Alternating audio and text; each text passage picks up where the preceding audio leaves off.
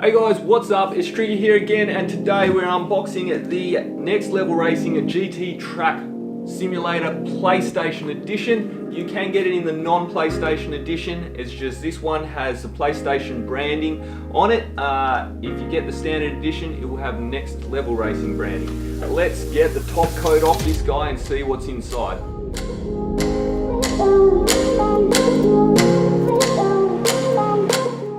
This is the GTtrack Simulator cockpit, as you would see it on the shelves.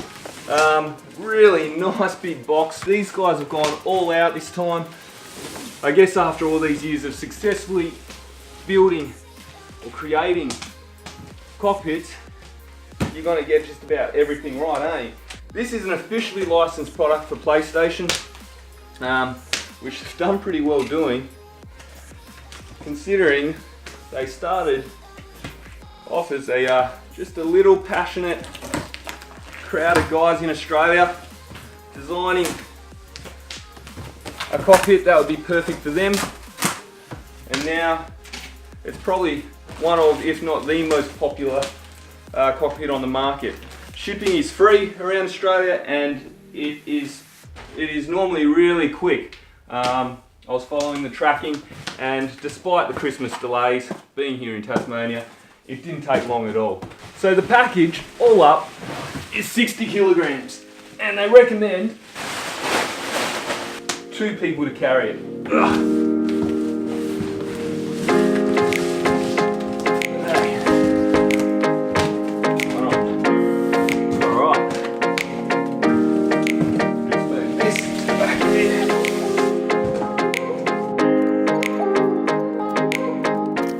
Okay, so I've managed to get the shipping packaging off the brown cardboard, and we've got all the contents out of the retail box there. It's a really nice retail box.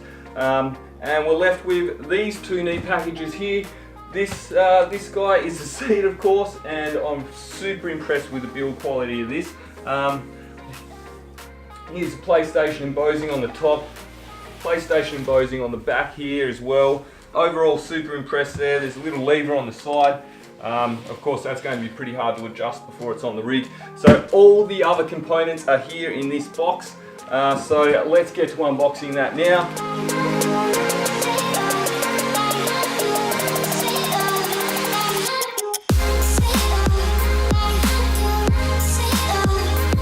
Alright, so that's all the parts out of their boxes. Everything you see in front of us now needs to be put together, but before we do that, we're going to lay things out in a little bit more of an orderly fashion so that I have some space to put it together, because there are a lot of parts here.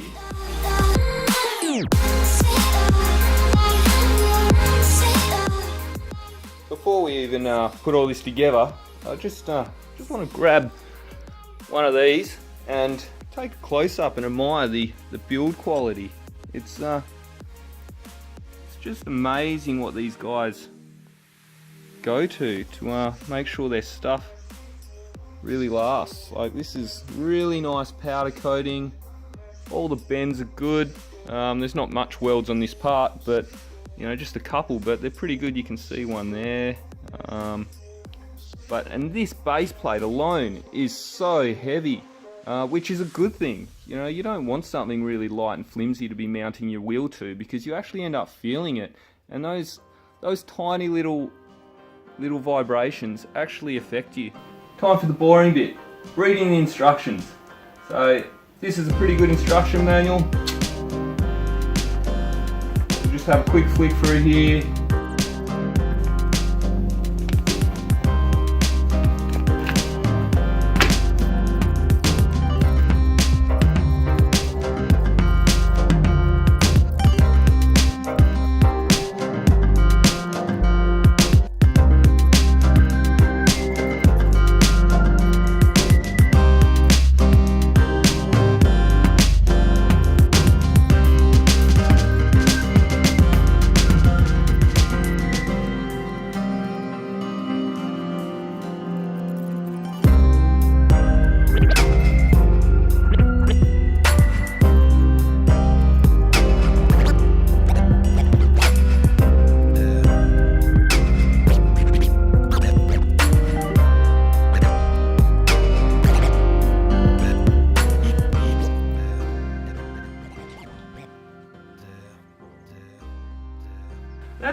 that's really easy to move on the carpet actually.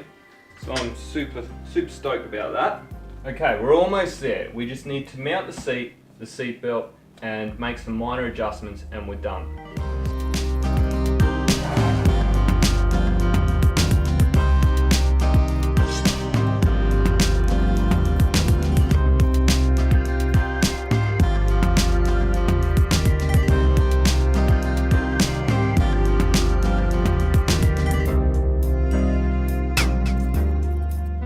Okay guys, there we have it. It's done. It's fully built, it's on caster wheels. It's not going to stay in my lounge room forever. I'm going to move it into my office, which is pretty much my race room. Really easy to get in and out of. Just watch your heels on this plate here. That's not a problem at all. It's just something I'm used to having space down there from my last rig. I haven't done the fine tune adjustments yet. This plate, the steering wheel plate, is probably too high for me at the moment, but I did set that on the highest just to get it installed. The pedal plate obviously will need some adjustment. That feels like it's a little bit far out, but it all depends on where you want your seat. Also this harness, I'll show you guys this. This is really impressive actually. Not that people really need it, but some people feel like they should be belted in while they're racing, and it really locks the body down. So you know, locks those shoulders down. You can tighten it up there. You can tighten it up here. If you want the belt higher on your chest, that's certainly possible by just releasing these and then tightening these up. You can see that's higher.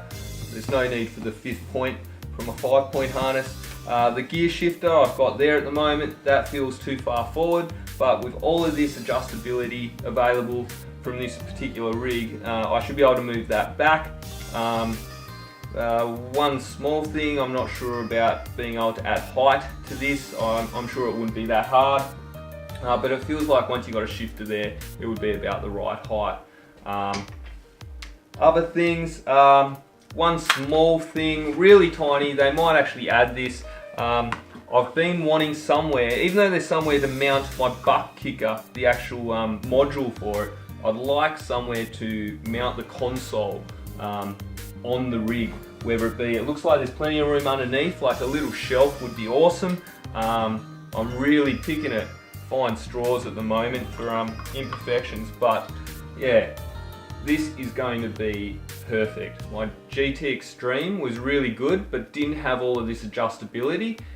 It was a rock solid rig, but it compromised some of the adjustment for rigidity, and this hasn't compromised anything when it's added all this adjustment. It's still rock solid. I haven't done all the screws up yet because I need to adjust this to my liking, but the actual frame itself is rock solid. It took me a fair few hours to put this together because I was recording videos at the same time, but thoroughly enjoyed putting it together. There was no frustrations at all. Thanks for watching, guys. Chuck some questions below. There will be follow-up videos to this. I'll be doing a proper insight review and some pros and cons and all that. If I'm not too busy racing all the time. Like, subscribe, ask me questions. I try to get back to everyone. But yeah, support an Australian company. These guys are great. Their customer support has been brilliant over the years, and they strive to please their customers. They're not like any of these foreign country providers where you purchase a rig, once you've got it, you shoot them a customer support question, you might get a response but you won't get a solution. With these guys, they go out of their way to make sure all of their customers are really happy. So and I am super pleased with all of my purchases from them. So yeah, highly recommend them. Thanks for watching, guys.